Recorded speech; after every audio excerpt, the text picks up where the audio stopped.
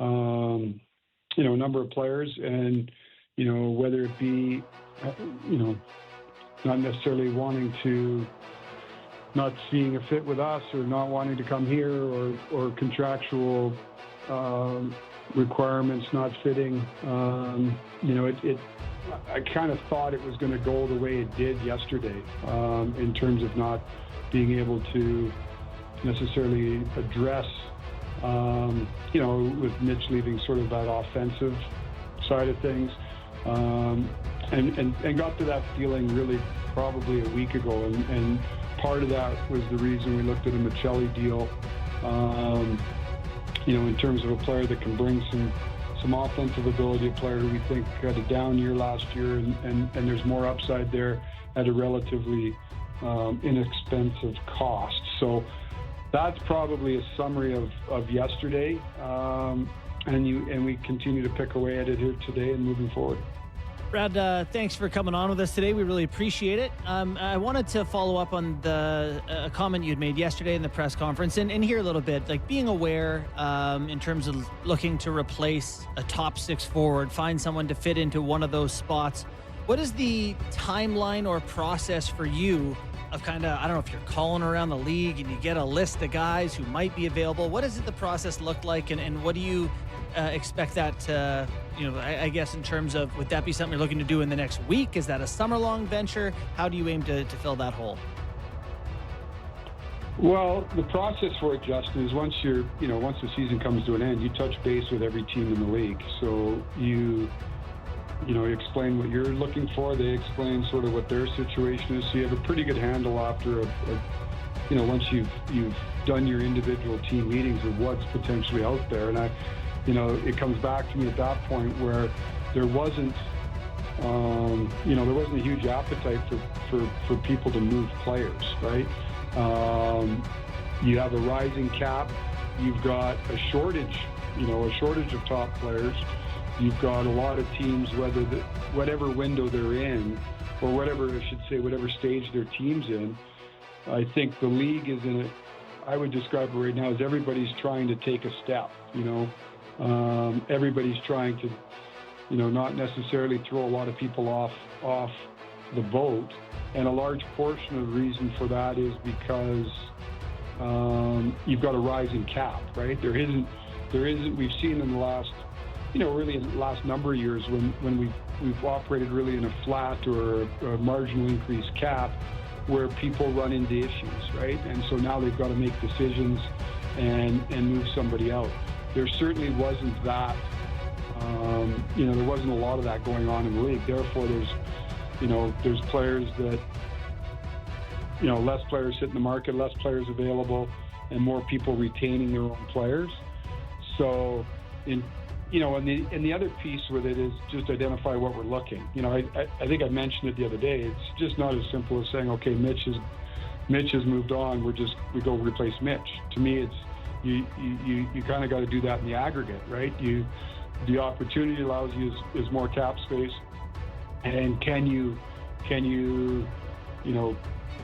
try to get more depth? Can you try to spread it around?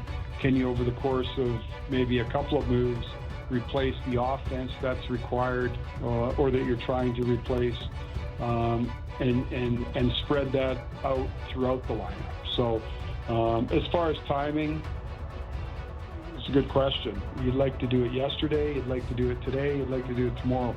I don't know. I mean, we don't play here till October. And the question people always ask, are you finished? I don't think you're ever finished, right? You're always looking to try to improve your team. You don't know when those opportunities are gonna surface. If somebody gets into a jam, if somebody's, whatever the opportunity is, but you have a pretty good handle on what people are trying to do, what players may become available, and you just take that information and you try to get out and whether it be through free agency or through trade, try to upgrade yourself and find players that could fit and provide what you're looking for. You're listening to Brad Treliving, General Manager of the Toronto Maple Leafs. Brad, just to put a bow or conclusion on the Mitch Marner story here, if you look back at your year and a half or 2 years, whenever you showed up here, and And looking back in hindsight right now, is there anything you would have done differently, acted differently, pushed harder for maybe a list once you started realizing that he may not be coming back? Is there anything that you've learned throughout the process that could help you moving forward? Well, I think it's always great in hindsight to look back and say what you would change. At the end of the day, I don't think anything was going to change, right? And again, I'm not going to get into the weeds on a blow by blow of the Mitch situation. I think Mitch is a tremendous player. I said it the day I got here. He's a top player. He's an unbelievable talent. Just look at his statistical, production since he's entered the league. His time with the Leafs, he was a great Leaf. We approached Mitch's camp. Really, even from the time that I got here, about what his plans were. Those were always to be a Leaf. At the appropriate time, excuse me, when we could, we approached them about engaging in a contract discussion. They made it clear that they wanted to wait.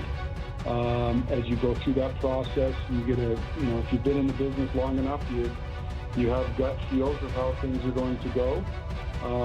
And by no means do I criticize the player. That's the player's right.